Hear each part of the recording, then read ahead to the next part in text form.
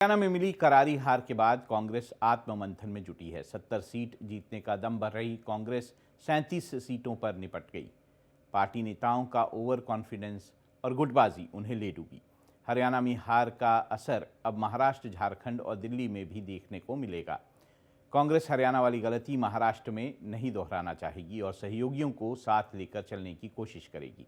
हरियाणा में अगर कांग्रेस ने आम आदमी पार्टी का साथ दिया होता और उसके साथ गठबंधन किया होता तो नतीजे शायद कुछ और होते। आपको दिखाते हैं ये रिपोर्ट।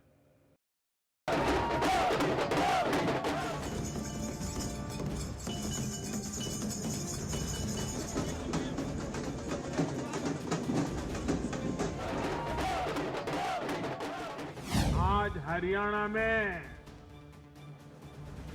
झूठ की गुट्टी पर विकास की गारंटी भारी पड़ी। जिन मशीनों की बैटरीज 99% थी, उन मशीनों में नतीजा एक आया, हमें हराने वाला नतीजा आया। लोकतंत्र की हार हुई है और तंत्र की जीत हुई है। चुनाव में आपकी जीत हजार गलतियों को ढक लेती है, जबकि हार आपकी कड़ी मेहनत पर सैकड़ों सवाल खड़े करती है। हरियाणा में चुनाव जीतने के लिए कांग्रेस ने पूरी ताकत झोंकी, जाटों, किसानों और पहलवानों तक को जोड़ लिया, लेकिन ओवर कॉन्फिडेंस और घमंड उसे ले डूबा। अब कांग्रेस महाराष्ट्र में भी बैकफुट पर नजर आएगी।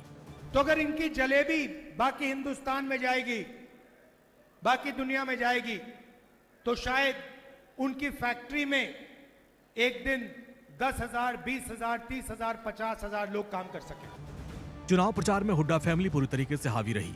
कुमारी सैलजा समेत कई बड़े नेताओं को उतनी तवज्जो नहीं मिली।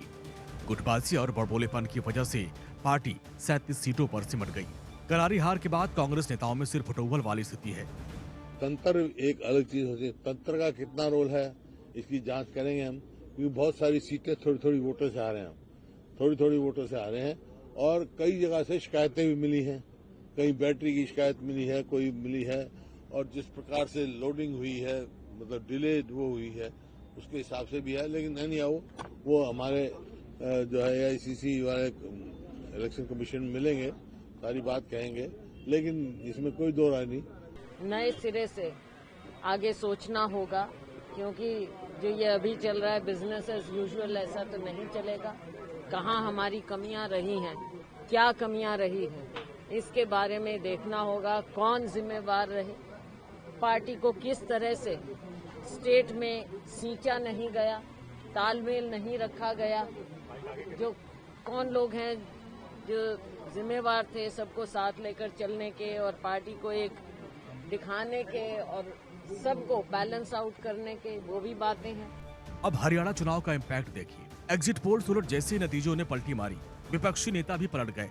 बीजेपी को छोड़कर इंडिया गठबंधन के नेता भी कांग्रेस को भर भर कर कोसने लगे। आम आदमी पार्टी, शिवसेना आरोप लगा रही है कि कांग्रेस ओवर कॉन्फिडेंस की वजह से हरियाणा में हार गई। घमंड में चूर कांग्रेस ने सहयोगी पार्टियों को तवज्जो नहीं दी। शिवसेना उद्धव गुट के सांसद संजय राउत ने आरोप लगाया कि अगर हरियाणा में कांग्रेस ने समाजवादी पार्टी और आप के साथ गठबंधन किया होता तो आज तस्वीर कुछ अलग होती। हरियाणा में कांग्रेस की हार का इम्पैक्ट ये हुआ कि कांग्रेस का ओवर कॉन्फिडेंस फिर से जमीन पर आ गया। अब इंडिया गठबंधन की सहयोगी पार्टियां कांग्रेस पर हावी होती नजर आ रही हैं।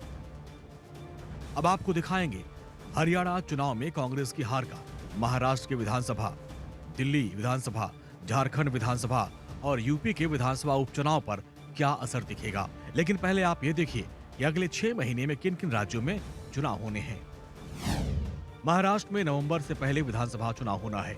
झारखंड विधानसभा का कार्यकाल भी 5 जनवरी यानी दिसंबर तक चुनाव होगा। वहीं अगले साल फरवरी से पहले दिल्ली में भी विधानसभा चुनाव होना है। इसके अलावा यूपी समेत 6 राज्यों में 28 सीटों पर उपचुनाव होना है। हरियाणा चुनाव का इम्पैक्ट सबसे ज्यादा महाराष्ट्र और झारखंड, दिल्ली के चुनाव में दिखेगा। कांग्रेस अब फूक फूक कर कदम रखेगी। हरियाणा चुनाव में हार के बाद कांग्रेस एक बार फिर से बैकफुट पर है। कांग्रेस के नेता अब दूसरे राज्यों में बड़बोलेपन और घमंड दिखाने से बचेंगे। कांग्रेस हरियाणा वाली गलती महाराष्ट्र और झारखंड में नहीं दोहराएगी और दूसरी ओर महाराष्ट्र, झारखंड में सहयोगी दल कांग्रेस पर हावी होते नजर आएंगे। न चाहते हुए भी कांग्रेस को अपने सहयोगी दलों की बात माननी पड़ेगी। हरियाणा में कांग्रेस की हार के बाद दिल्ली में आम आदमी पार्टी सतर्क हो गई है। यूपी में बिना कांग्रेस की सलाह से समाजवादी पार्टी ने उपचुनाव में उम्मीदवार घोषित कर दिए और दूसरी ओर हरियाणा में कांग्रेस के हारते ही महाराष्ट्र में शिवसेना उद्धव गुट हावी होने लगा है। महाराष्ट्र में लोकसभा चुनाव में बेहतर प्रदर्शन करने वाली कांग्रेस की स्थिति महाविकास आघाड़ी के सीट बंटवारों में कमजोर होगी। तो उनको जाओ हरियाणा में बैठो, जैसे कि आपकी वजह से चुनाव जीता है वहां। महाराष्ट्र की बात अलग है। महाराष्ट्र में उद्धव ठाकरे है, महाराष्ट्र में शरद पवार साहब है। ये एकनाथ शिंदे को भूलना नहीं चाहिए।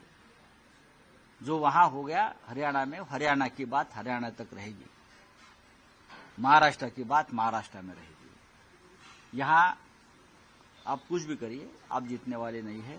यहां हमारी आघाड़ी है, हम एक साथ है, एक साथ रहेंगे और चुनाव जीतेंगे। महाराष्ट्र में विधानसभा की कुल 288 सीटें हैं और जिसमें शिवसेना यूबीटी सबसे अधिक सीट जा रही है, जबकि लोकसभा चुनाव में कांग्रेस ने शानदार प्रदर्शन किया था। लोकसभा की 48 सीटों में से शिवसेना 21 सीटों पर लड़ी और सिर्फ 9 पर जीत मिली और दूसरी ओर कांग्रेस ने 17 में से 13 पर जीत दर्ज की। एनसीपी शरद पवार ने 10 में से 8 सीटों पर जीत दर्ज की थी।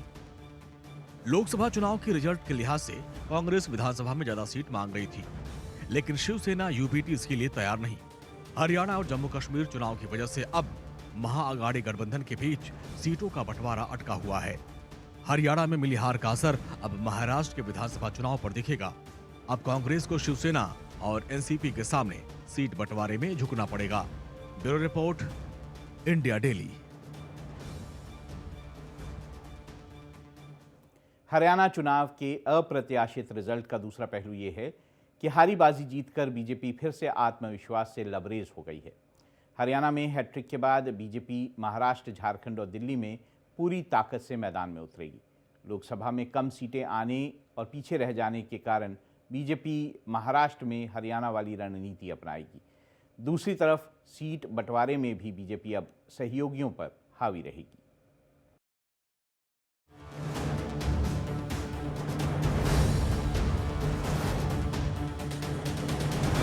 इसलिए वो अलग अलग वर्गों को हरियाणा में ऐतिहासिक जीत के बाद बीजेपी के हौसले एक बार फिर बुलंद हैं। जीत के बाद प्रधानमंत्री नरेंद्र मोदी बीजेपी कार्यालय पहुंचे और हरियाणा की जनता का शुक्रिया अदा किया और कांग्रेस की बांटने वाली राजनीति पर जमकर हमला बोला।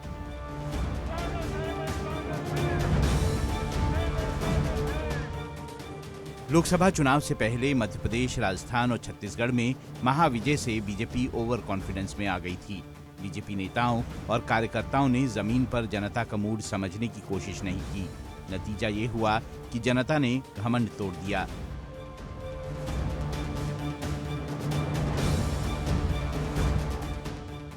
अब की बार 400 पार का नारा देने वाली बीजेपी 240 सीटों पर अटक गई, जबकि 2019 में उसने अकेले 303 सीटें जीती थीं। महाराष्ट्र और उत्तर प्रदेश में हार का असर ये हुआ कि बीजेपी नेताओं का आत्मविश्वास कमजोर पड़ गया। मोदी की गारंटी पर शक होने लगा। विपक्ष के साथ एनडीए की सहयोगी पार्टियां भी बीजेपी पर हावी होने लगीं। लेकिन हरियाणा चुनाव में हैट्रिक लगाकर बीजेपी ने एक साथ सभी का मुंह बंद कर दिया है।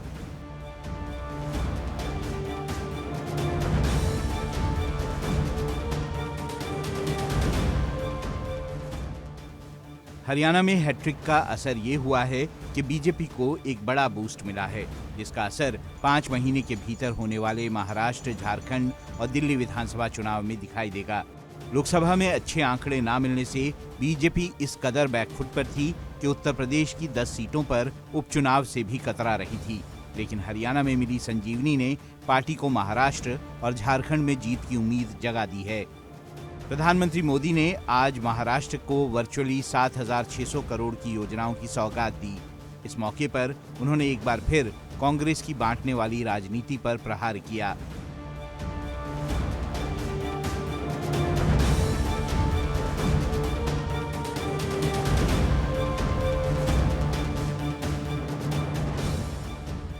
दशहरे के बाद महाराष्ट्र और झारखंड में विधानसभा चुनावों की तारीखों का ऐलान हो सकता है। इसके साथ ही उत्तर प्रदेश समेत 6 राज्यों की 28 सीटों पर उपचुनाव भी होना है। हरियाणा में हैट्रिक का महाराष्ट्र में क्या इम्पैक्ट होगा, ये समझते हैं।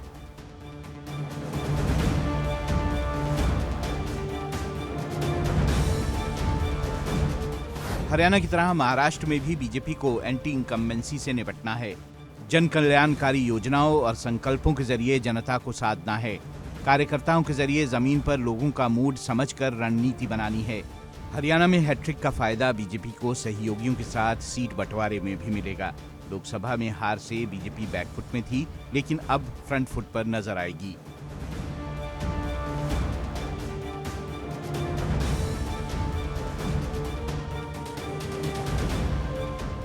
महाराष्ट्र में शिवसेना, बीजेपी और एनसीपी अजीत पवार गुट की सरकार है।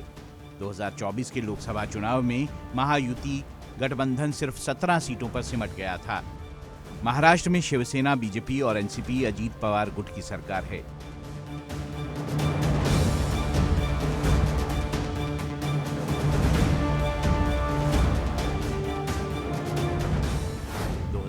के लोकसभा चुनाव में महायुति गठबंधन सिर्फ 17 सीटों पर सिमट गया था। बीजेपी को 9, शिवसेना को 7 और एनसीपी को सिर्फ 1 सीट पर जीत मिली थी, जबकि 2019 में एनडीए को 48 में से 41 सीटों पर जीत मिली थी, यानी गठबंधन आधे से भी कम सीटें जीत पाया था।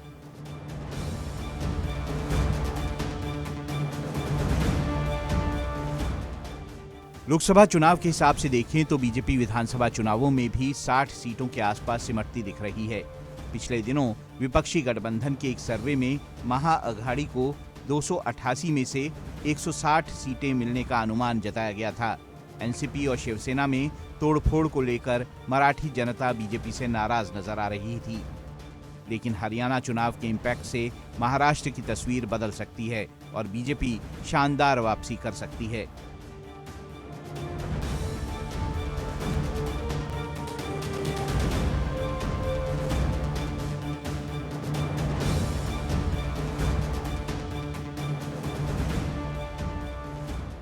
जिस तरह से हरियाणा में बीजेपी ने गैर जाट, ओबीसी और दलित को एकजुट करके करिश्मा किया, उसी तरह की रणनीति बीजेपी महाराष्ट्र में भी बना सकती है। हरियाणा में जीत से झारखंड और दिल्ली चुनाव के लिए भी बीजेपी को कॉन्फिडेंस मिल गया है। बीजेपी नेता अब बड़बोलापन छोड़कर जमीन पर काम करने में जुटे हैं। उत्तर प्रदेश में उपचुनाव और दिल्ली में आने वाले विधानसभा चुनाव को लेकर बीजेपी उत्साहित नजर आ रही है।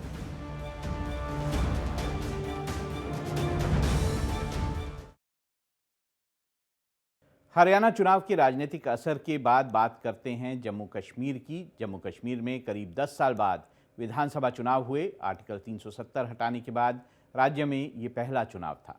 उमर अब्दुल्ला की अगुवाई में नेशनल कॉन्फ्रेंस को चुनाव में शानदार कामयाबी मिली है, लेकिन सवाल ये है कि क्या उमर अब्दुल्ला जनता से किए वादों को पूरा कर पाएंगे, अपने मुताबिक सरकार चला पाएंगे?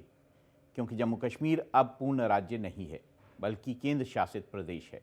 बिना एलजी की इजाज़त के राज्य सरकार कोई भी फैसला नहीं ले पाएगी।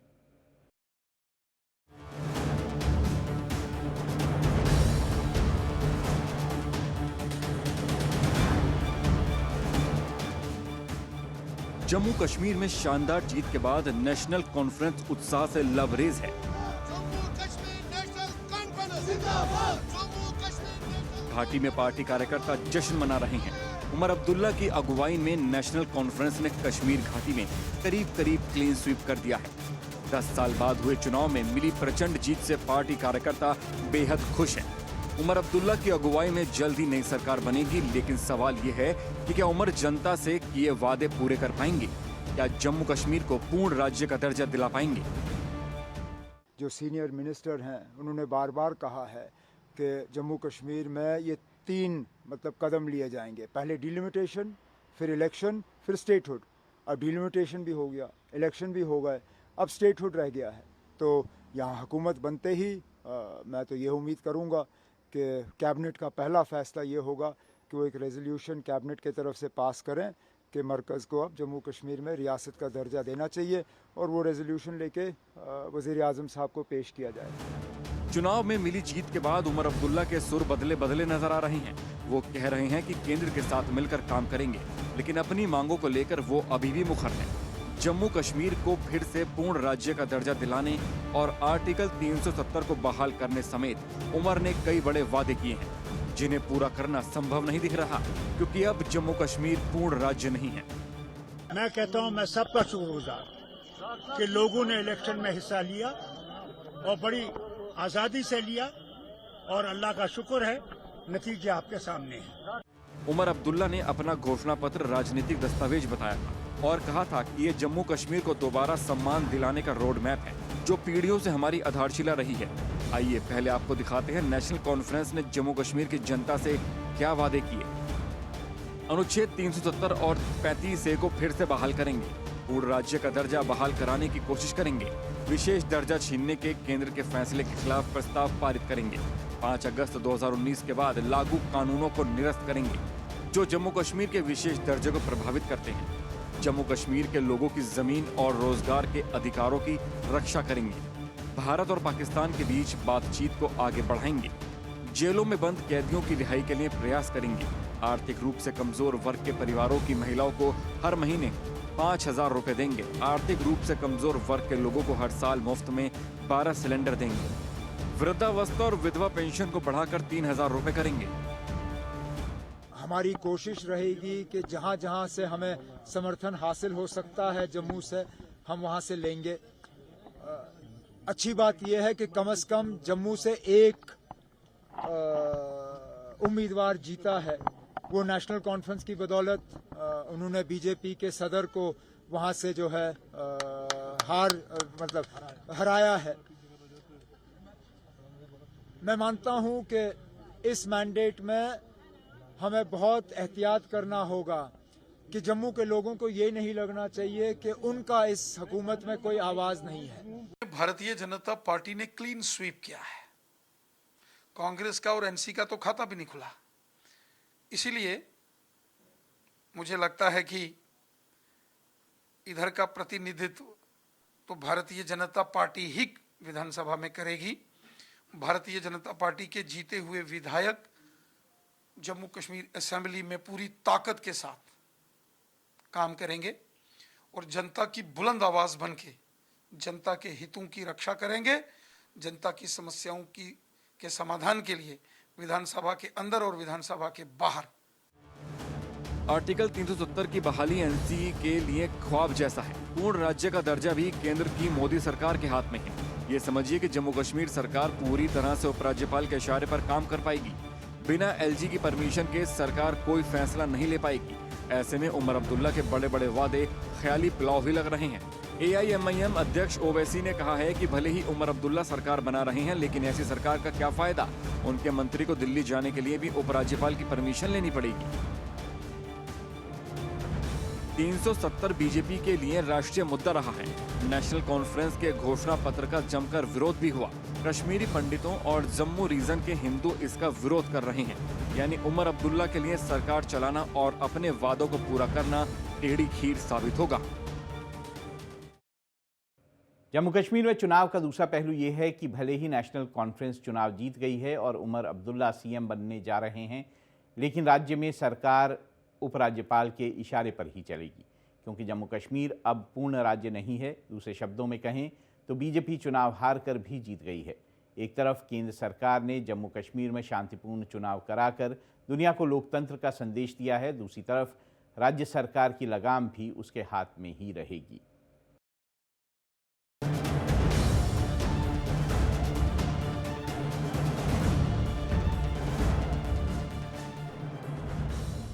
जम्मू से लेकर कश्मीर तक नेशनल कॉन्फ्रेंस के नेता चुनाव जीतकर उत्साहित हैं और अपनी जीत को लोकतंत्र की जीत बता रहे हैं। लेकिन इसका दूसरा पहलू यह है कि भले ही नेशनल कॉन्फ्रेंस चुनाव जीत गई हो, लेकिन सत्ता पर कंट्रोल उपराज्यपाल का ही रहेगा।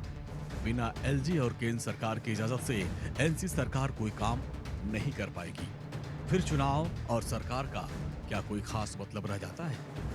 लेजिस्लेटिव पार्टी का लीडर तय होने दीजिए, फिर अलायंस का लीडर तय होगा, फिर राजभवन जाके हुकूमत बनाने का दावा किया जाएगा और लेफ्टिनेंट गवर्नर साहब से ओथ की तारीख जो है मांगी जाएगी।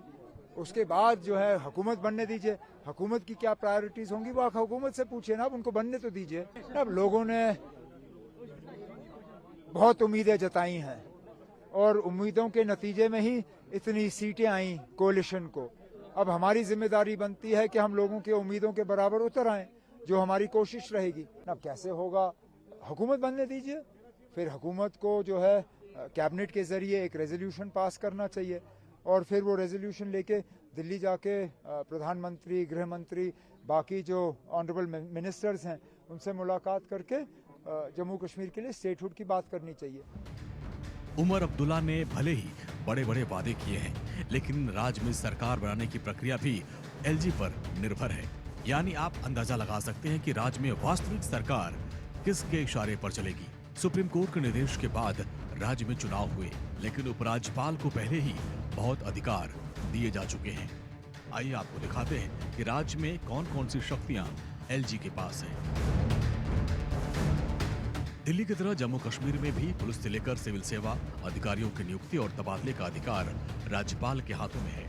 सार्वजनिक व्यवस्था जैसे बड़े क्षेत्र भी चुनी गई सरकार के अधिकार से बाहर होंगे। समवर्ती सूची में शामिल विषयों जिन पर राज्य और केंद्र दोनों कानून बना सकते हैं, लेकिन जम्मू कश्मीर विधानसभा कानून नहीं बना पाएगी। मंत्रिमंडल उपराज्यपाल के फैसलों की समीक्षा नहीं कर पाएगा। उपराज्यपाल का डेलीगेशन प्रदेश सरकार की हर कैबिनेट बैठक में शामिल होगा। मंत्रियों के कार्यक्रम और बैठकों के एजेंडे तक 2 दिन पहले उपराज्यपाल के कार्यालय को बनाने होंगे। भ्रष्टाचार के मामलों से निपटने वाली ACB, Jammu Kashmir forensic science lab और जेल विभाग जैसी अहम जिम्मेदारियां भी चुनी हुई सरकार के पास नहीं होगी। यानी हर महत्वपूर्ण निर्णय राज्यपाल के नियंत्रण में होगा। कि सच कायम रहना चाहिए, सच ही हमें आगे ले जाएगा और मीडिया आजाद होगा इंशाल्लाह, और मीडिया लिखेगा। मगर सिर्फ एक चीज मैं मीडिया से गुजारिश करूंगा, नफरतों को नहीं दिखाना है। हमने मोहब्बतें बढ़ानी है, हिंदू मुसलमान में एतबार पैदा करना है, वही सबसे बड़ी चीज है। जी हाँ, ये बहुत जरूरी है। इसमें मुझे उम्मीद है कि हमारे जो गठबंधन के लोग हैं, जो इंडियन अलायंस है, वो हमारे साथ इसके लिए बराबर की जंग लड़ेंगे कि स्टेटहुड जल्दी से जल्दी यहाँ पे वापस आया जाए। हरियाणा में कांग्रेस आज भी होगी। मुझे अफसोस है इस बात का, बेहद अफसोस है, क्योंकि वो जीतना हमें पूरा पता था वो जीतेंगे, मगर मेरे ख्याल से इंटरनल डिस्प्यूट जो उनमें थे उसने टोल दिखाया है। सीएम कैंडिडेट की सूरत में हम किसको देखेंगे? सीएम कैंडिडेट मैं समझता हूँ उमर अब्दुल्ला जो है वो सीएम बनेंगे। स्वतंत्र भारत के इतिहास में शायद ही किसी राज्य या केंद्र शासित प्रदेश की कैबिनेट बैठक में केंद्र का कोई प्रतिनिधि रहता हो, लेकिन जम्मू कश्मीर में ऐसा होगा। यानी सरकार कोई भी फैसला अपने मर्जी से नहीं ले सकती। मतलब ये है कि जम्मू कश्मीर में सरकार किसी की भी हो, जब तक उसे पूर्ण राज्य का दर्जा नहीं मिलता, तब तक सत्ता पर कंट्रोल केंद्र सरकार के पास ही रहेगा।